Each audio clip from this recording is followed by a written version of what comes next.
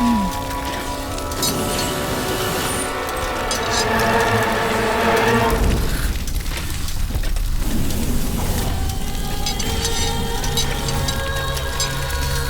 Morning Martha. என்ன சௌக்கியமா?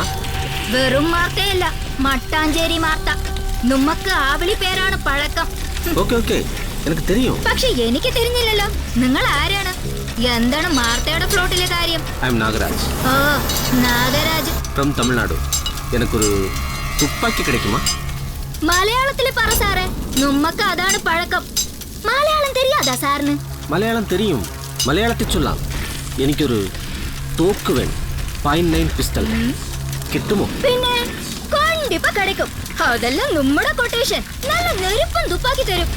അല്ല അതിനു മുമ്പ് സാർ ആരാണെന്ന് പറ, വെറുതെ മട്ടാഞ്ചേരി പിള്ളേർക്ക് പണി ഉണ്ടാക്കല്ല സാറേ.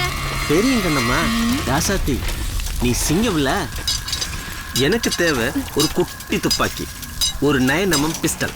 நீ முன்னாடி பண்ண 2 துப்பாக்கி பற்றியும் எனக்கு தெரியும், ரொம்ப ஸ்ட்ராங்.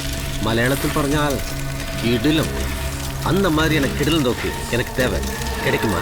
ഓ അപ്പൊ നിങ്ങ പോലീസ് താനാ? മാർത്തയങ്ങു വന്നതാ? എടാ ജോസേ, ദടാ മാർത്തയെ ക്വസ്റ്റ്യൻ ചെയ്യാതാ പോലീസുകാരെ വന്നിരിക്കുന്നു. വാങ്ങടാ വാങ്ങോ, വന്ന് പാറ് இந்த സാറിനെ. சரி, அப்போ உனக்கு தமிழும் தெரியும். எக்ஸலன்ட். எனக்கு எல்லாமே தெரியும், ஆனா உனக்கு தான் தெரியாது இந்த மார்த்தா ஆருன்னு. இங்கல்லடா, அங்கேயும் ഞാൻ രാസാത്തി தான். தெரியுண்டி என் செல்ல ராசாத்தி, அதான் உன்னை பக்கம் நான் இங்கே வந்திருக்கேன்.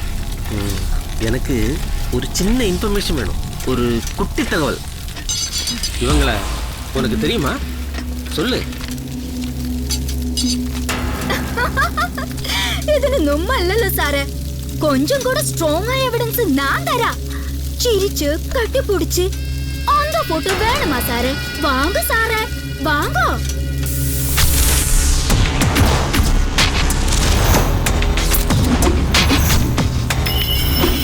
ഇത് കണ്ടാ സാറേ? ഇതെല്ലാം കണ്ടിട്ട് അങ്ങനെ സാറ് ഒലത്താൻ വിചാരിച്ചാലുണ്ടല്ലോ എന്റെ സാറേ, സാറിന്റെ ഡപ്പാങ്കുത്താടിടുവേ. സാറ് മട്ടാഞ്ചേരി വധ தெரியுமா? கடைசியா உன்னை பார்க்க நான் இங்க வந்துட்டேன், இனிமே என்ன பார்க்க நீ அங்க வருவ. ஏன் இடத்துக்கு வரட்டுமா மட்டாஞ்சேரி மாத்தா?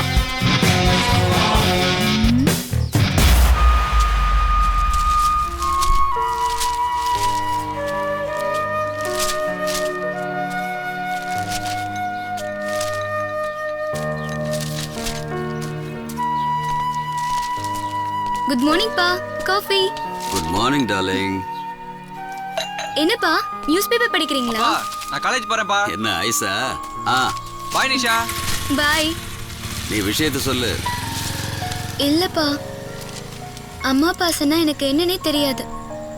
சின்ன வயசுல இருந்து எனக்கு எல்லாமே நீங்க தான். Yes I know dear. But இப்ப எனக்கு ஒரு விஷயம் சொல்லணும், அதுக்கு நீங்க சம்மதிக்கணும். எஸ் டெல் மீ டியர், என்ன விஷயம்?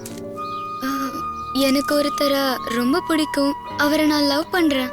என்னை பொறுத்த வரைக்கும் அவரும் என்ன லவ் பண்றாரு. எனக்கு அம்மாவா இருக்க அப்படிப்பட்டவரை தான் நான் லவ் பண்றேன். Yes I know. Nagaraj right?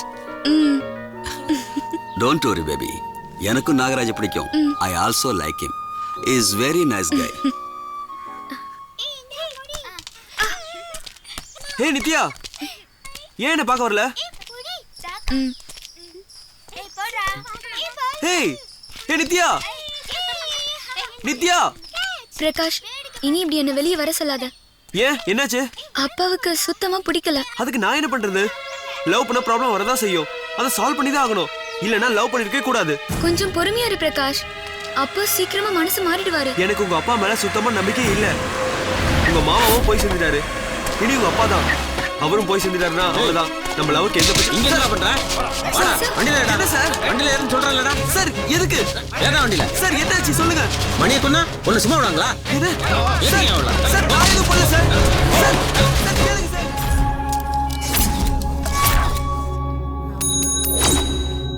Order order order. நான் எதுக்காக மணியங்களை கொலை பண்ணணும்? அவர் வீட்டு பொண்ணை நான் கல்யாணம் பண்ண போறதுக்காக. அவர் என் மேல கோவத்துல இருக்கலாம், அதுக்காக யாராவது கொலை பண்ணுவாங்களா? நித்யா, உங்களுடைய வாதம் என்ன சொல்லுமா? எந்த அப்பாக்கு தான் தன் பொண்ணோட காதல் பிடிக்கும்? முதல்ல பிடிக்காம போறதுக்கும் அப்புறம் பிடிச்சு போறதுக்கும் இதெல்லாம் காதல சகஜம்தான். மாமாவை பிரகாஷ் கொலை பண்ணிடுவேன்னு சொன்னான். ஆனா அதுக்காக அவன் தான் கொலை பண்ணான்னு சொல்றது அநியாயம். என் கைரேகை நித்யா வீட்டுல இருந்துச்சுன்னு சொல்றாங்க. உண்மை என்னன்னு தெரியாம. போலீஸ்காரங்களை பத்தி தெரியாதா? ஏதாவது ஒரு ஏமாளி கிடைச்சா போதும், எல்லா கேஸையும் அவங்க மேல போட்டுட்டு மாமூல் வாங்க போயிடுவாங்க. விசாரணையின் போது தமிழக காவல்துறையை தரக்குறைவாக பேசியதை இந்த கோர்ட் வன்மையாக கண்டிக்கிறது. Sorry sir. ஐ நோ, நான் செவரேறி குதிச்சு நித்யா பார்க்கறதுக்காக போயிருக்கேன். But I never kill anyone.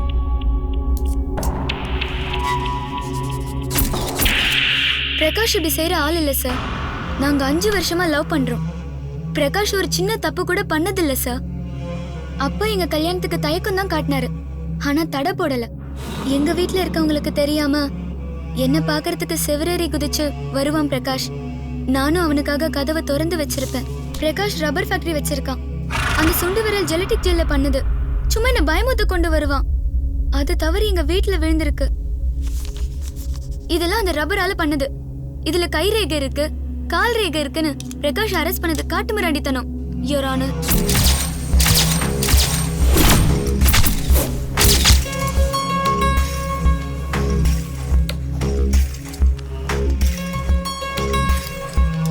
இந்த வழக்கை முழுமையாக விசாரித்ததிலும் இருதரப்பு வாதங்களை கேட்டதிலும் இந்த கொலை வழக்கிற்கும் பிரகாஷிற்கும் எந்தவித சம்பந்தமும் இல்லை என்று நிரூபணமாகிறது. இது முற்றிலும் ஜோடிக்கப்பட்ட வழக்கு என்று இந்த நீதிமன்றத்திற்கு நிரூபணமாகி இருப்பதால் பிரகாஷை இந்த கொலை குற்றத்திலிருந்து இந்த நீதிமன்றம் விடுதலை செய்கின்றது.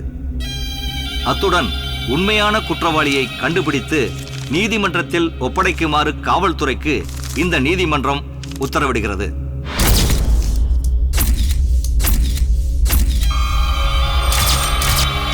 அம்மா, நான் ஷாப்பிங் போயிட்டு வரேன். இத டைலர் கிட்ட கொடுத்துட்டு போமா. நோ மா, ஆல்ரெடி லேட். சொன்னா கேளுமா. நோ மா, I can't.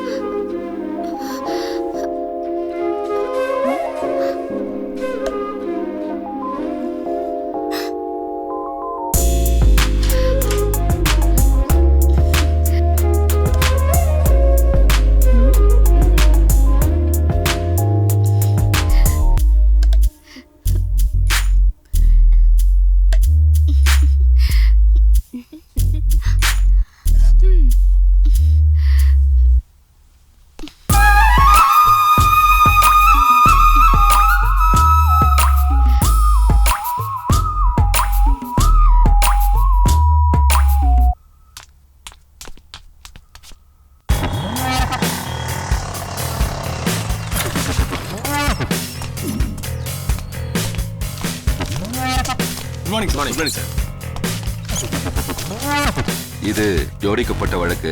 Yes sir. Prakash இந்த கொலை பண்ணலன்னு எனக்கும் தெரியும் சார். அப்புறம் எதுக்கு அரெஸ்ட் பண்ணீங்க? இந்த குழப்பத்துல யாராவது வெளியே வராங்களான்னு பார்க்கத்தான் சார். வந்தாங்களா? வரல சார், பட் கண்டிப்பா வருவாங்க. என்ன பண்ணுவீங்களோ தெரியாது. கொலைகாரனை கண்டிப்பா அரெஸ்ட் பண்ணணும் with solid evidence. Okay sir, வாங்க சார்.